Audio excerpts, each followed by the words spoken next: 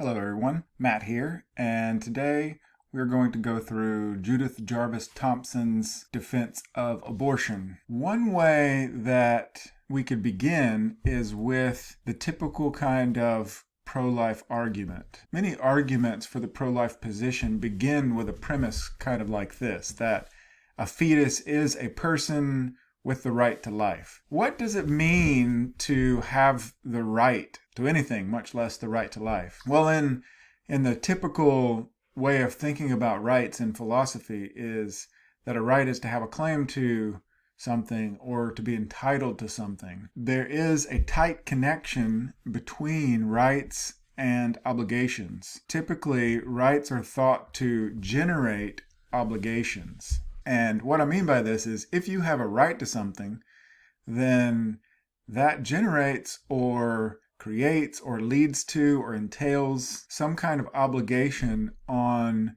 another person's part to give you something or do something for you.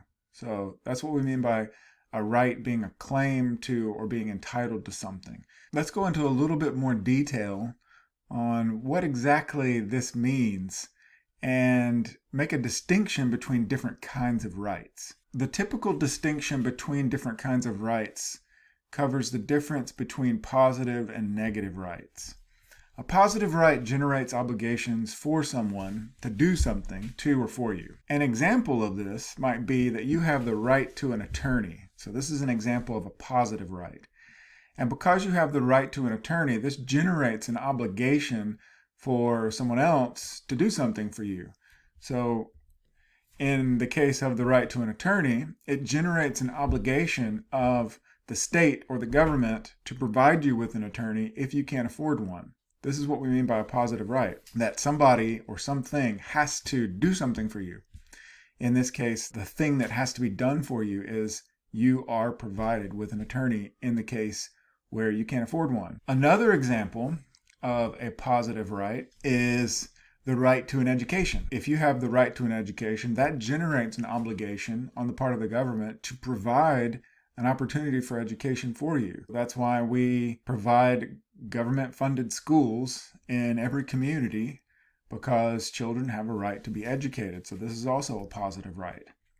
A negative right, on the other hand, generates obligations for someone to refrain from doing something to you or for you, or to not do something. So this distinction between positive and negative isn't positive as in good and negative as in bad. The distinction is positive is where people have to do something to you or for you, and negative is where people have to cease from or refrain from doing certain things to you or for you. An example of a negative right is the freedom of speech. Freedom of speech is not a positive right. If it was a positive right, then the government would have to provide you with an opportunity to speak your mind in political matters. But the government doesn't have to provide you with an opportunity like that. It's a negative right. And what that means is that having the freedom of speech generates an obligation on the part of the state to refrain from silencing you when you are engaging in political speech. Another example of a negative right is the right to self-defense. You have a right to defend yourself if someone is attacking you. But since we're talking about self-defense, this is not a right that generates an obligation for other people to do something to you, or we wouldn't call it self-defense. This is the right that generates an obligation for people to refrain from stopping you from defending yourself. Okay, so that's the distinction between positive and negative rights. Now, we were talking in the context of abortion. The fetus is said to be a person with the right to life. So is that right to life positive or negative? Let's consider the possibility of life being a positive right. If life was a positive right, the right to life, then that would generate an obligation to other people to keep you alive. Now, think about what the absurd consequences that result from this possibility. If life is a positive right, then that would generate this obligation that others have to keep you alive. Well, what would that entail? What would that mean? That would mean that the government or somebody else would be forced or would have an obligation to do certain things to keep you alive, like make you drink water and eat vegetables. On the other hand, we could consider life being a negative right. If life is a negative right, then that generates an obligation for others to not do certain things to you or for you, to cease or refrain from doing things. And in this case, it would generate this obligation on behalf of others to not kill you or not take away your life. According to Thomson, we'll see this as we go through the argument, Thomson is going to consider the right to life as being both positive and negative. But it's important to know this distinction in order to fully grasp and to gain a deeper understanding of Thomson's argument. The next thing that we need to know about rights is that rights can be outweighed. You have a right to the freedom of movement. You can go where you want to go for the most part. But in certain circumstances, that right to freedom of movement can be outweighed.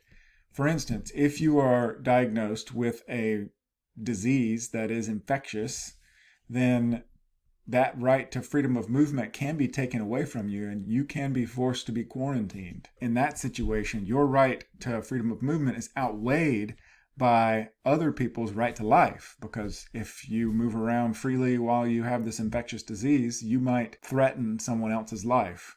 So this is a case where rights can be outweighed. Rights can also be forfeited or given up. For instance, we're talking about the freedom of movement as a right. If you commit a certain kind of crime, then you can be locked in jail and your right to freedom of movement is restricted. So we would say that in this case, your right to freedom of movement has been forfeited.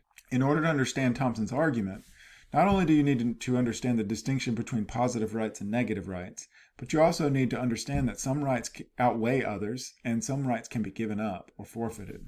So that is the basics, a really quick explanation of what rights are and how rights generate obligations, the difference between positive rights and negative rights, and how rights can be outweighed or forfeited. This is the introductory stuff that you need to understand in order to understand Thomson's argument. In the next video, I'm going to begin explaining in more detail Thomson's argument.